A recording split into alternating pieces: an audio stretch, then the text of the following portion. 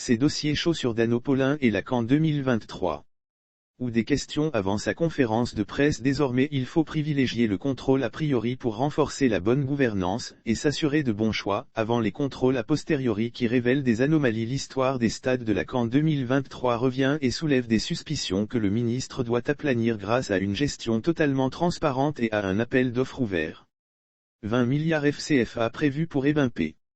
Mais qui a fait le devis et les estimations? Y a-t-il eu une mise en concurrence pour choisir les mieux et moins disants? Ne peut-on pas encore faire des économies? Des experts disent que la mise aux normes ne peut pas coûter plus de 7 milliards FCFA. Par ailleurs, il y a une mise aux normes des autres stades à faire déjà, alors que cela n'était pas dans le cahier de charges.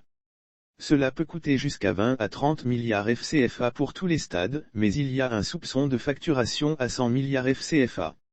Il faut des appels d'offres ouverts. L'État a prévu 20 milliards FCFA, mais le ministère en charge des sports n'est pas obligé de dépenser les 20 milliards FCFA, car un fournisseur ou des fournisseurs peuvent, tout en garantissant la qualité, réduire leur marge. Des sources proches du dossier évoquent des avis d'experts de construction de stades qui parlent de 7 milliards FCFA au lieu de 20 milliards FCFA pour Ebimpe. Par ailleurs, il ressort que tous les autres stades doivent être également mis aux normes de conformité CAN, FIFA et qu'il y a des modifications à faire au niveau des devis.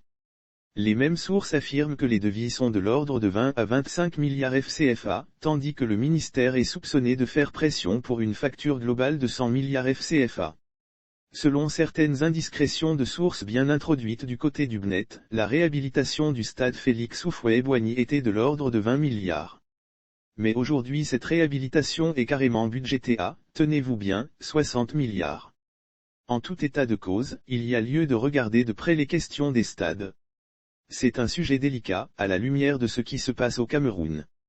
Des investigations très fouillées seront menées sur la base des contrats avec des comparaisons détaillées.